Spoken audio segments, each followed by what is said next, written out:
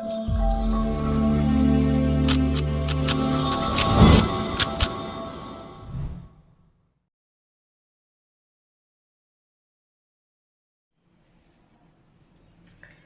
Everyone, स्वागत है आप सभी का अपने यूट्यूब चैनल आर के अकेडमी पर। अब तक हमने जितनी भी वीडियोस अपलोड की वो हमारे इंडिया के इतिहास के बारे में या इंडियन हिस्ट्री, एंशिएंट हिस्ट्री के बारे में हमने वो अपलोड की हैं। आज हम डिफरेंट कर रहे हैं। आज मैं हरियाणा जीके के बारे में आपको कुछ बता रही हूँ। हरियाणा जीके की हमारी फर्स्ट क्लास है। देखिए, जो भी एग्जाम्स हरियाणा में होते हैं या भी जो कॉमन एंट्रेंस टेस्ट आएगा या एक्सटेंड कोई भी कॉम्पिटिटिव एग्जाम हरियाणा से रिलेटेड है, उनमें सब में हरियाणा जीके की वेटेज बहुत ज़्यादा है। लगभग 25% की आती है हरियाणा जीके। यानी कि अगर 90 मार्क्स का आपका टोटल पेपर है तो उसमें से 22 से 23 नंबर तक क्या होता है, हरियाणा जीके आती है। और अगर सीईटी की बात करेंगे हम तो उसमें 30 नंबर की आपकी हरियाणा जीके आएगी। तो हरियाणा जीके को आप इग्नोर नहीं कर सकते, बहुत इंपॉर्टेंट पार्ट है ये। काफ़ी इजी भी है, जो स्कोरिंग ये एक सब्जेक्ट है। तो आज इसी की हम फर्स्ट क्लास लेके आए हैं, जो कि रिवीजन क्लास है, क्योंकि मुझे पता है कि हरियाणा में सभी बच्चे हैं वो हरियाणा जीके से काफ़ी अवेयर हैं।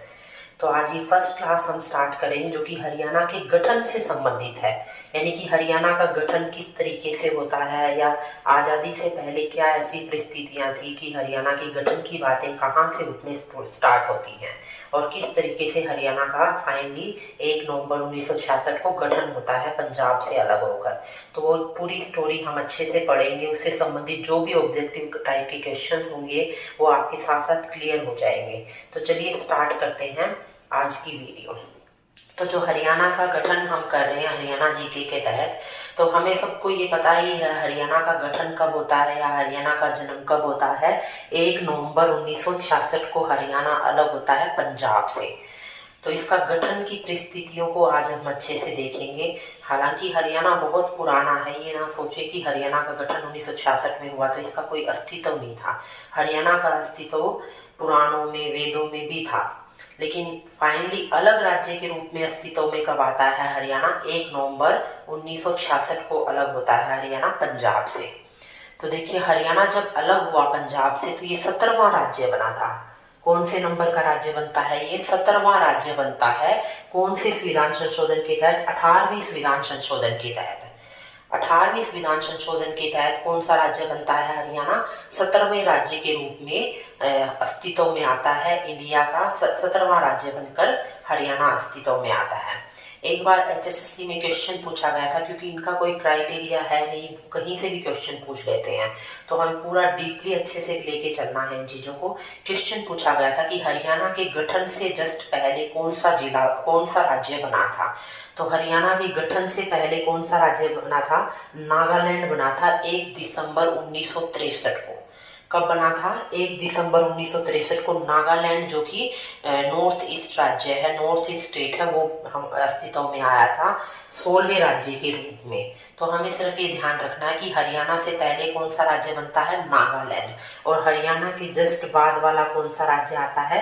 हिमाचल प्रदेश बनकर आता है, जो 25 जनवरी 1971 में इसकी स्थापना हुई थी। कौन से राज्य के रूप में? 18वें राज्य के रूप में। तो थोड़ा सा आपको पता होना चाहिए कि पहले कौन सा राज्य बना था? नागालैंड। और हरियाणा के बाद में कौन सा राज्य निकल के आता है? हिमाचल प्रदेश। तो ये क्योंकि क्वेश्चन एक बार पूछ लिया गया है तो हो सकता है बाद वाला भी पूछ ले, पहले वाला नागालैंड वाला पूछा हुआ है।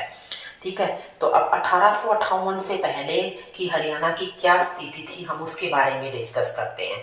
देखिए, 1800 हमें पता है कि ईस्ट इंडिया कंपनी, जो अंग्रेज थे वो ईस्ट इंडिया कंपनी के रूप में 1600 ईस्वी में इंडिया आ जाते हैं। आते तो व्यापारी के रूप में हैं वो, लेकिन यहाँ पर वो दखल अंदाजी देने लगते हैं जो हरियाणा की, सॉरी, इंडिया की जो राजनीति है उसमें, और इस तरीके से वो इंडिया पर कब्जा कर लेते हैं। उस कब्जा करने के क्रम में क्या होता है कि ये हरियाणा पर भी इनका अधिकार हो जाता है। तो उससे पहले हरियाणा पर, अंग्रेजों से पहले हरियाणा पर 1757 से लेकर 1803 के बीच में किसका राज होता है? मराठों का राज होता है।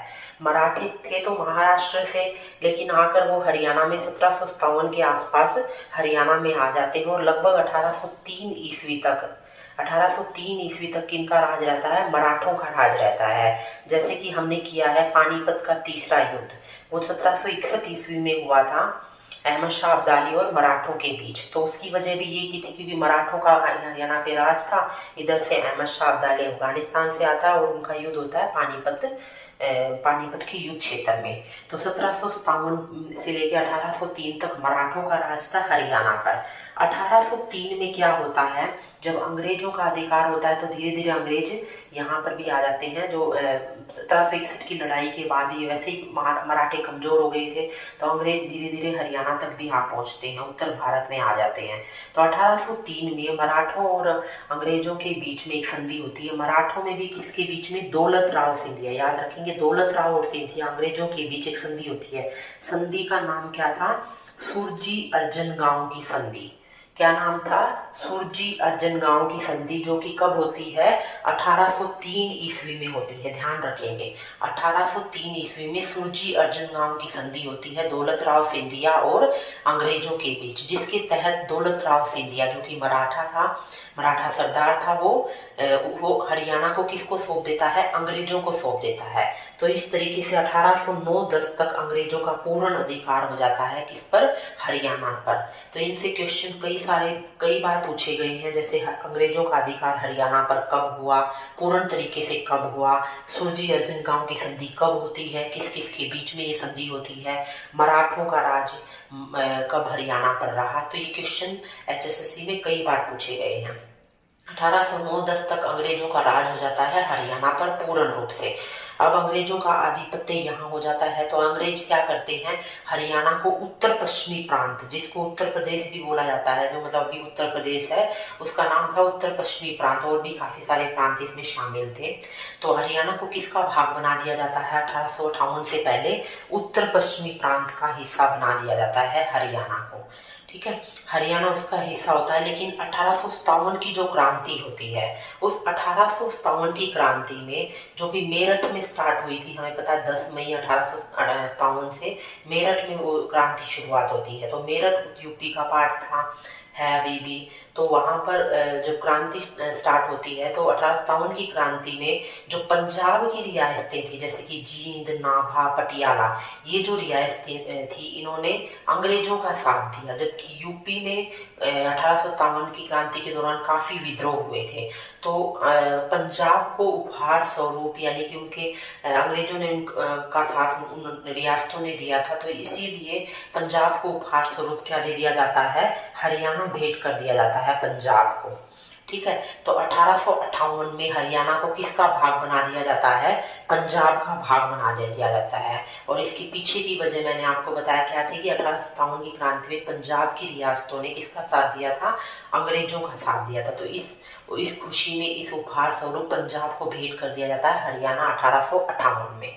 अब हम देखते हैं कि 1858 से लेकर 1947 तक की क्या पूरी स्टोरी थी, किस तरीके से हरियाणा हुआ। 1947 से पहले जो हरियाणा था उसके बारे में हम डिस्कस करते हैं। अब हरियाणा किसका पार्ट हो जाता है, पंजाब का पार्ट। तो 47 से पहले, जब 1947 में देश आजाद हुआ, उससे पहले क्या परिस्थितियां बनी थी हरियाणा को अलग करने की पंजाब से। तो सबसे पहले बात उठती है 1925 ईस्वी में। ध्यान रखेंगे 1925 ईस्वी में सबसे पहले बात उठती है, और वो बात उठाने वाले कौन होते हैं, पीरजादा मोहम्मद। मुस्लिम लीग का अधिवेशन हो रहा था, दिल्ली में अधिवेशन हो रहा था मुस्लिम लीग का। उसमें जो पीरजादा मोहम्मद नाम का जो इंसान था, जो व्यक्ति था, उसने इस बात को उठाया था कि हरियाणा को पंजाब से अलग कर कर दिल्ली में मिला दिया जाना चाहिए। तो सबसे पहले ये 1925 में ये बात किसने उठाई, पीरजादा मोहम्मद ने उठाई कि हरियाणा को पंजाब से अलग करके दिल्ली का भाग बना दिया जाना चाहिए। फिर यही सेम बात 1928 में दिल्ली प्रदेश कमेटी ने इसी बात को दोहराया कि हाँ, हरियाणा को पंजाब से अलग करके दिल्ली का हिस्सा बना देना चाहिए। तो 1925 के बाद दोबारा कब ये बात उठी, 1928 में उठी। उसके बाद आता है 9 दिसंबर 1932 का टाइम। मोस्ट इम्पोर्टेंट क्वेश्चन है जो 2020 में ऑनलाइन एग्जाम्स हुए थे, उनमें हरियाणा के उसमें ये क्वेश्चन पूछा गया था। तो 9 दिसंबर 1932 को दीनबंधु गुप्त नाम के व्यक्ति ने ये कहा कि ना तो हरियाणा के लोगों की भाषा मिलती है पंजाब से, ना पहनावा मिलता है, ना संस्कृति मिलती है, तो किस बिहाफ पे पंजाब हरियाणा पंजाब का भाग हो सकता है। तो हरियाणा को पंजाब से अलग करके दिल्ली में मिला दिया जाना चाहिए। तो ये बात 9 दिसंबर 1932 को किसने बोली थी?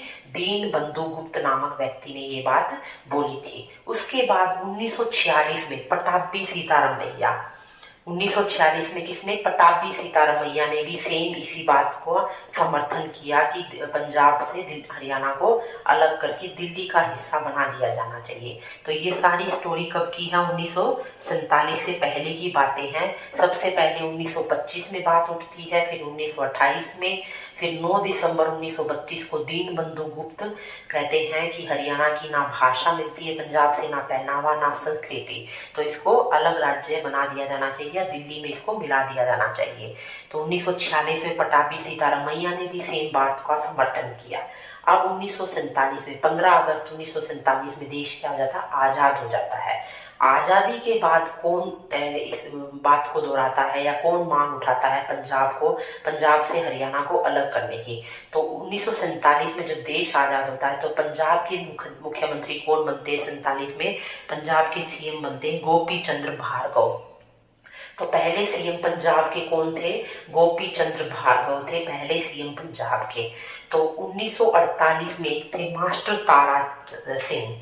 मास्टर तारा सिंह ने सबसे पहले पंजाबी सूबे की मांग उठाई थी आजादी के बाद।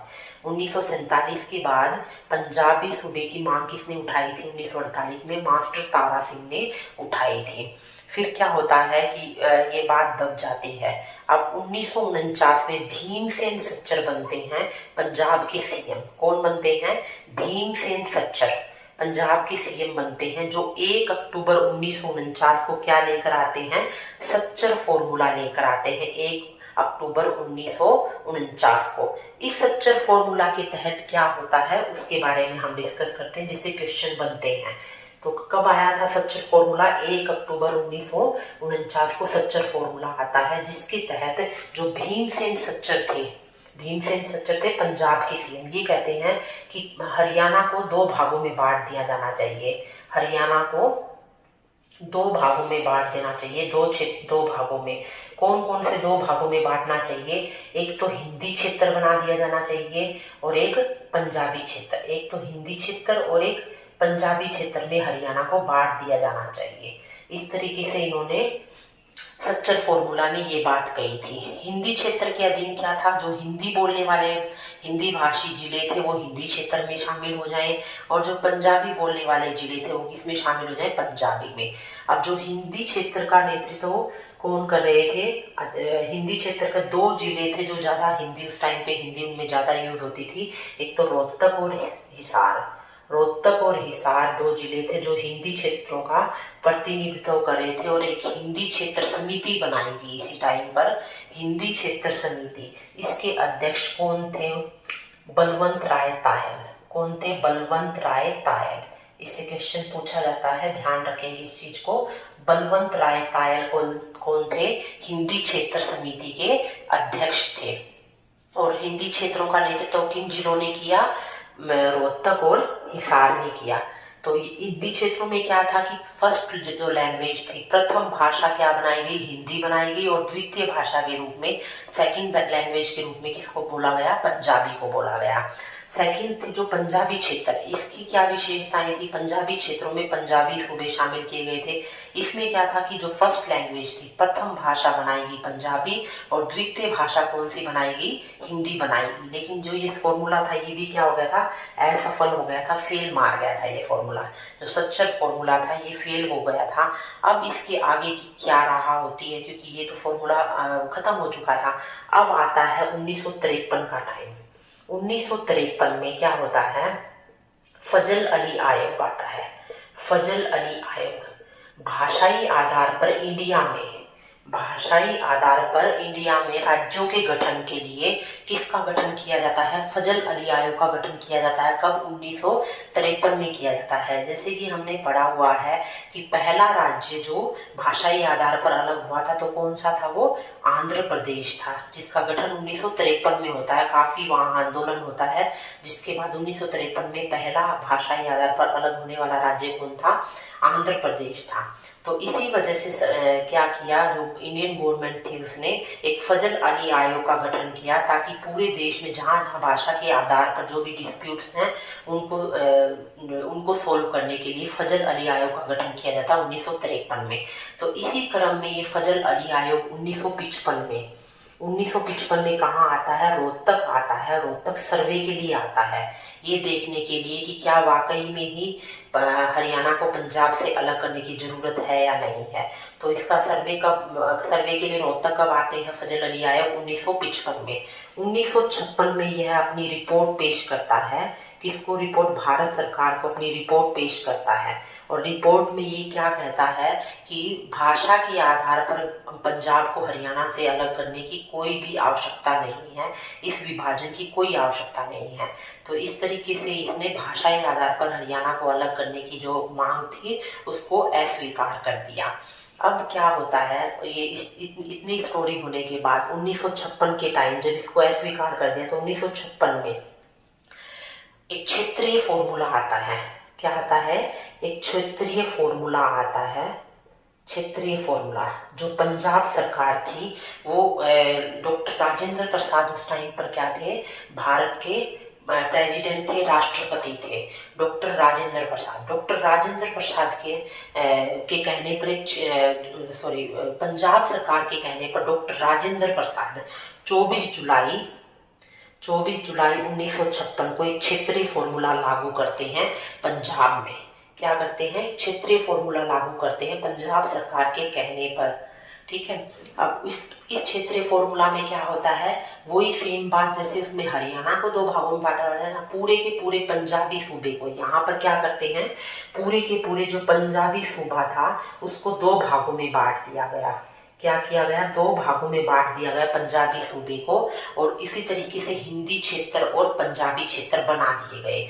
अब फर्क इतना था इस टाइम पर, 2 भागों में बांटने के बाद हिंदी क्षेत्र पंजाबी क्षेत्रों में ये बांट दिया। फर्क इतना था कि इस टाइम पे क्या हुआ था, दोनों क्षेत्रों के अपने अपने जिले बना दिए गए, अपने अपने इनके विधायक थे यानी विधानसभा क्षेत्र थे, इन्होंने अपनी अपनी कमेटी बना ली। लेकिन जो विधानसभा था, जो गवर्नर था, वो दोनों क्षेत्रों का क्या था? साझा था, यानी कि दोनों मिलकर एक विधानसभा बनाते थे, पंजाबी क्षेत्र और हिंदी क्षेत्र, और दोनों मिलकर अपना गवर्नर चुनते थे। तो इस तरीके से दोनों ने अपने अपने क्षेत्रों के लिए काम किया। लेकिन फिर भी इसमें भी कई कमियां नजर आई क्षेत्रीय फॉर्मूले में। तो इस क्षेत्रीय फॉर्मूले भी ज्यादा टाइम तक ये चल नहीं पाया। तो क्षेत्रीय फॉर्मूला कब आता है? 24 जुलाई 1956 को आता है 7वें संविधान संशोधन के तहत। यहाँ पर एक बात और ध्यान रखेंगे, 7वें संविधान संशोधन के तहत उस टाइम पर जो डॉक्टर राजेंद्र प्रसाद प्रेसिडेंट थे, 7वें संविधान संशोधन के तहत डॉक्टर राजेंद्र प्रसाद जो उस टाइम पर राष्ट्रपति थे, उन्होंने इस क्षेत्रीय फॉर्मूला को लागू करवाया था पंजाबी क्षेत्र में। ठीक है। तो कई बार आप कई बुक्स में देखेंगे कि हरियाणा का गठन हुआ, जो हरियाणा पंजाब से अलग हुआ, तो किस संविधान संशोधन से हुआ? तो कई बार आपको 7वां संविधान संशोधन भी नजर आता है। तो उसके पीछे का रीजन ये है कि क्षेत्रीय फॉर्मूला लागू करने के लिए कौन सा संविधान संशोधन हुआ था? 7वां संविधान संशोधन हुआ था, ना कि हरियाणा को पंजाब से अलग करने के लिए। ठीक है। तो ये आप कंफ्यूजन अपना क्लियर कर लेना। अब क्षेत्रीय फॉर्मूला भी जो फेल हो जाता है उसके बाद क्या होता है? 1965 में क्या है?